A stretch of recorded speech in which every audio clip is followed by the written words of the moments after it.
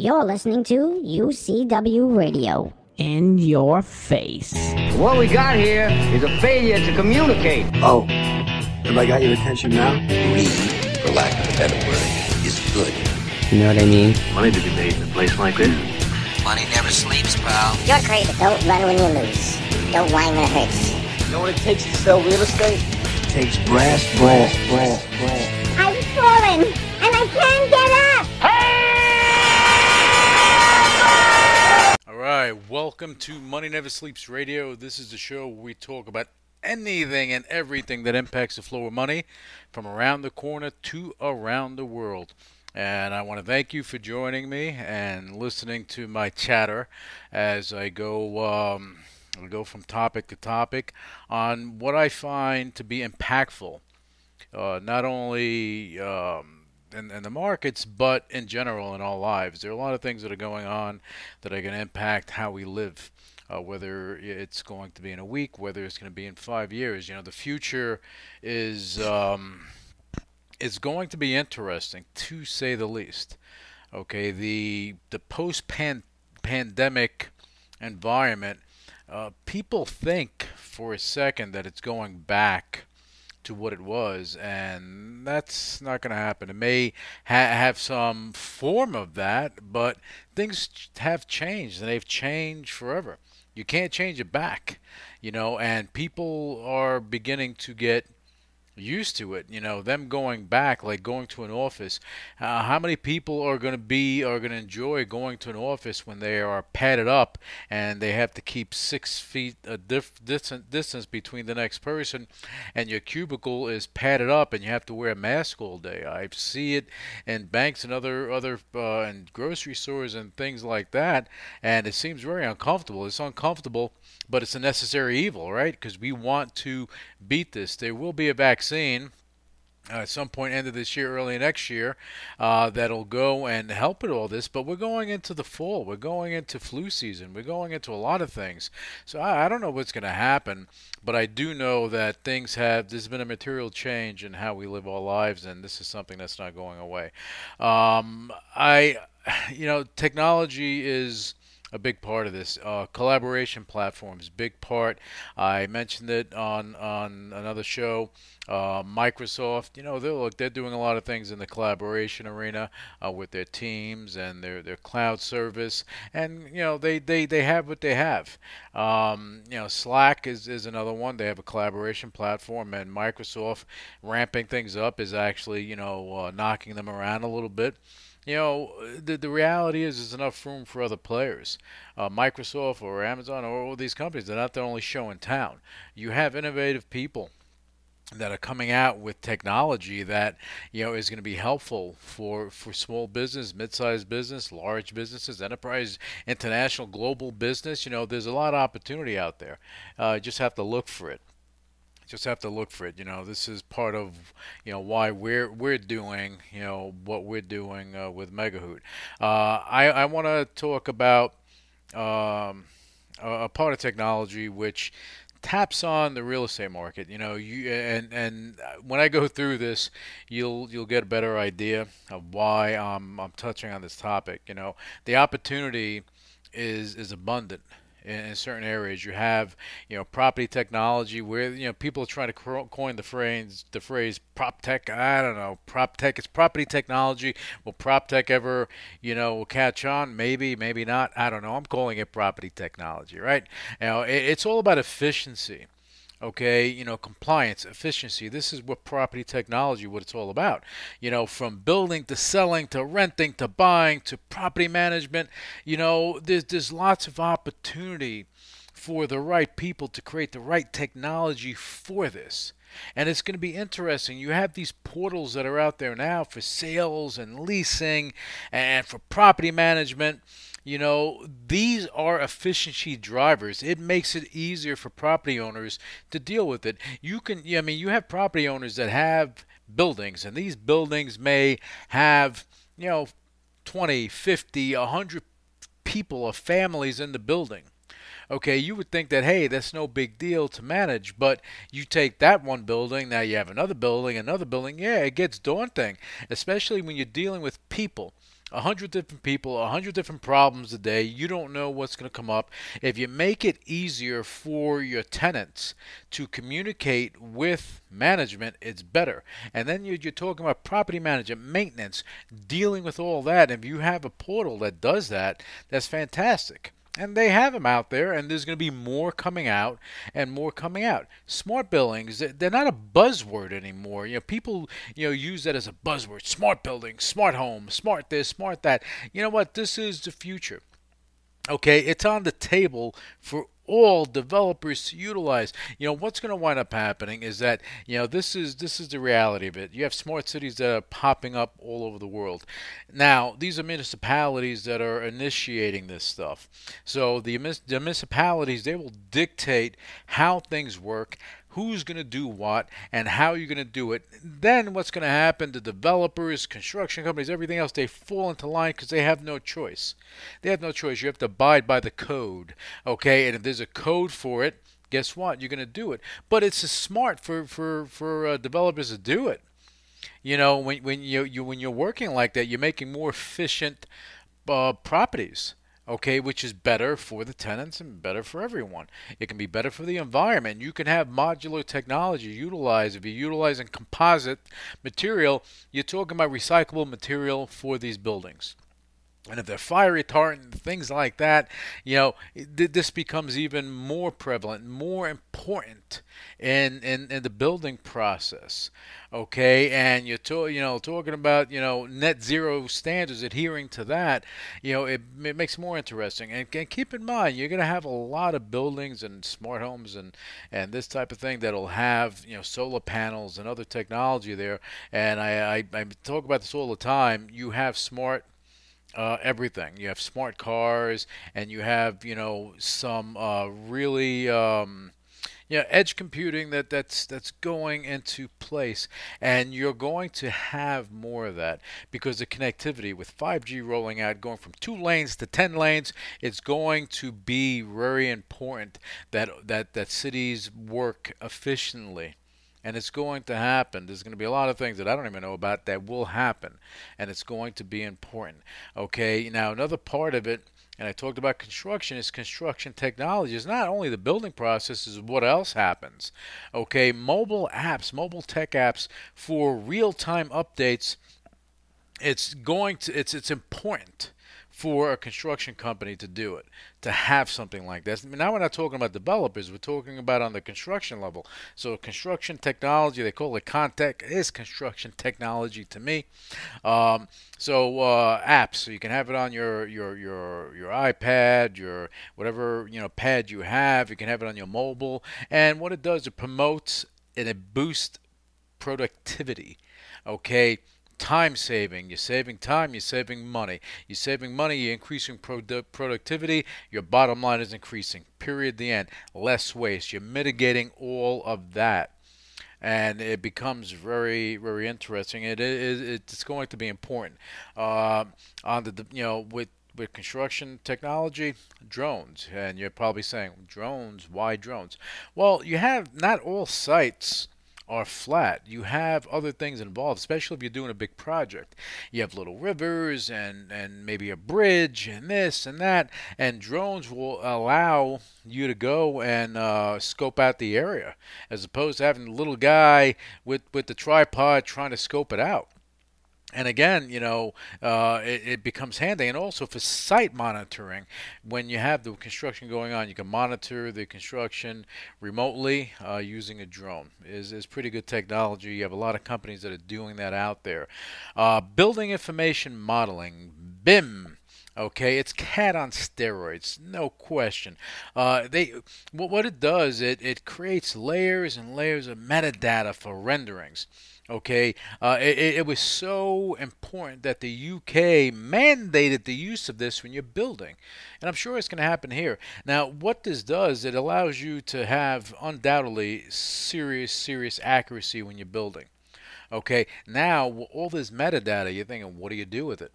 Okay, I'm always talking about artificial intelligence and so on and so forth. It falls into place here because you can take that metadata and you can go and render it for virtual reality, for wearables, for augmented reality. There are a lot of things that can happen there that can make the data useful for not only the construction company, but the developer and whoever's looking to lease, buy, or rent from from the developer.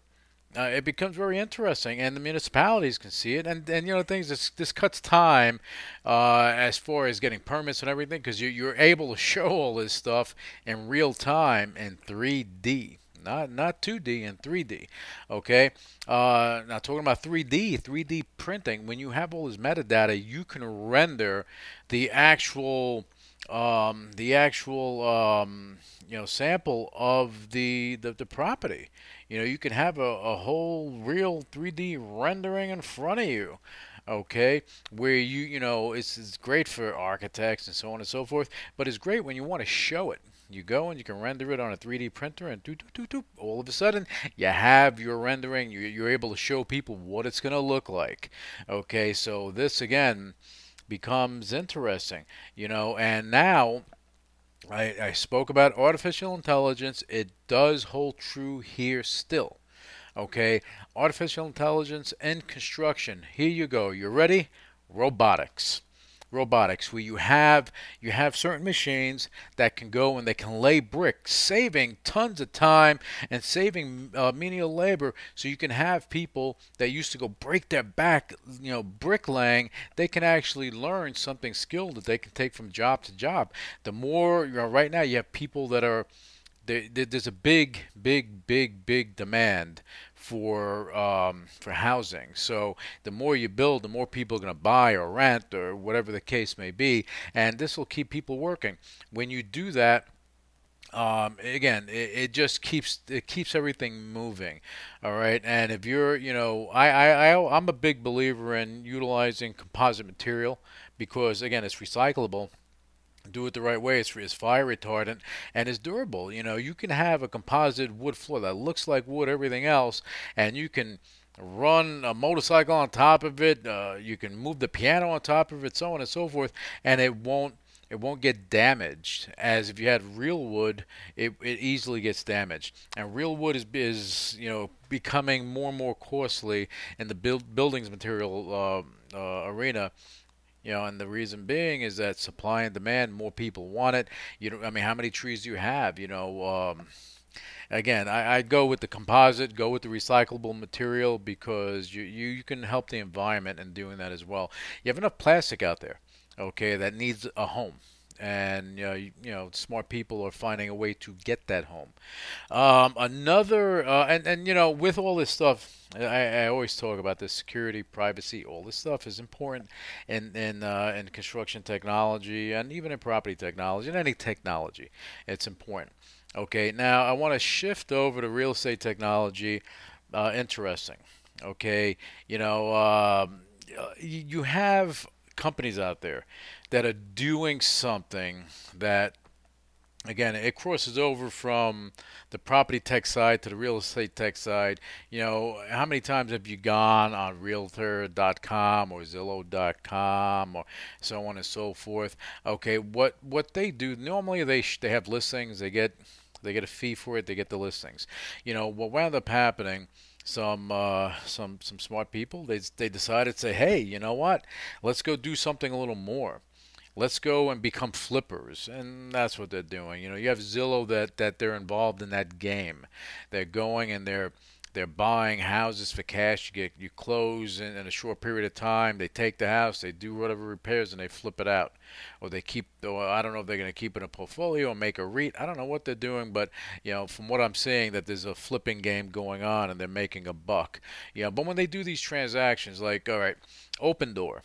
Okay, it's they say it's going to become the Amazon of housing, and is it going to be? I don't know. Social Capital, what they did, Chamath, what he did, he created a SPAC. Okay, and he put, I don't know, I think $1 billion into it, and he went and he took and he made a deal with Open Door. So Open Door is going to have access to that capital, and they're going to be, or they are, a publicly traded company. And what they're going to do with that capital is that they're going to acquire properties. What what happens there, and this is how it works, they'll go and acquire your property for a little less than or less than what the market value is. They'll take a 6% cut of the deal. That's their fee, and you walk away from your home within a week. Okay, that's it. Zillow's doing something similar. Okay, but an open door, they'll go and help you sell your home. Okay, for 5%. Right, but they'll also invest in fixing up your home a little bit, so you can get the highest price possible. Look, if they have access to $1 billion in buying residential homes, what's going to happen? It's going to price out. I guarantee you, it's going to price out the first home. The first home buyers. It's going to price out people that are looking to buy a home. It's going to price out a lot of people. It's going to artificially inflate housing prices artificially. Okay, and then at some point in time when things don't go the right way, there may be a reversal of fortune there. That's the thing I'm concerned about with it. Okay, are they going to go and put it all together into a REIT and then resell it to the public and so on and so forth, and then we have a repeat of something later on? Who knows? I don't know. You have smarter people than myself that are trying to figure this out. But I do say that I'm not a big fan of that, just because it's going to price out people that are looking for those homes. Now, if they were going and buying the homes and then going and putting people in the homes and giving them the financing, that may be a different game altogether. Maybe that's what Open Door is doing. Maybe they're looking to acquire the properties cash, they get them, then they go and they put someone in there and they finance them to do it. They go get a higher than whatever rate is out there now, and then they call it a day, and then they create a REIT and they're generating income from it. That would be smart. I would understand that, and that way it doesn't price out the little guy. The little guy needs some help, so you got to help him. So maybe that's what they're going to do. If they do that, kudos to them. If they don't, what are you going to do? Maybe somebody else will take that idea that I just threw out and do it. Then good for you. Go get it done. Okay. Deep tech. Deep tech companies. You have a lot of companies that are involved in deep tech, and they're building up a bit, and they are deep tech is not focused on end user services, okay? And I just need to clear up what deep tech is. You're talking about artificial intelligence, robotics, blockchain, quantum computing, biotech, basically cutting edge and disruptive technology, okay? Engineering based, and it's all based on, look, it's based on science, engineering, physics, and things like that. This is deep technology. All right, you have a lot of this that goes into play in a lot of different areas. I believe that that's going to be more prevalent. You're going to have companies coming out with solutions. Blockchain is definitely, I feel it's a very important factor as it relates to security. Okay, because you have something that's immutable and irrefutable and irreversible that gets done. So it becomes, very interesting. And again, a lot of things are going to be coming out of that, and it should be, it should be coming again. End of this year, early next year, going into the next few years is going to keep happening. I think that the education part of things, we need more, well, if not more, but better platforms for kids that are learning from home. As I said, this is the new normal that we're in. We're not, post-pandemic is going to be kind of like the pandemic, but just a little bit different. With you mix a little bit the what we knew to be normal to the new normal. You mix it together, and we're going to have a montage of something. Kids will be learning from home on all different levels, from K to 12, and probably, higher learning and so on and so forth. You're going to have businesses that'll be training their employees, Okay, you're utilizing augmented reality, so on and so forth. So those platforms are important. Companies in that arena will do well. And I'm not speaking about any particular company in regards to that. I'm just a champion for the entrepreneur that's looking to make a difference and change the world in some way. So if you guys are out there, you're listening, go make it happen. Go be fearless in what you do. Okay, let your creativity shine and make a difference in the world. Make a difference in the world. Okay, anyway, so that's about it for this edition of Money Never Sleeps Radio. I want to thank you for tuning in and listening to my rant. I try to share information that I think is important. And if you feel it's important, thank you for listening, and I'm happy to bring that to the table. All right. Anyway, until the next episode, I want to wish you guys a great day, a great trading day, and we will be back with you for the next episode of Money Never Sleeps Radio.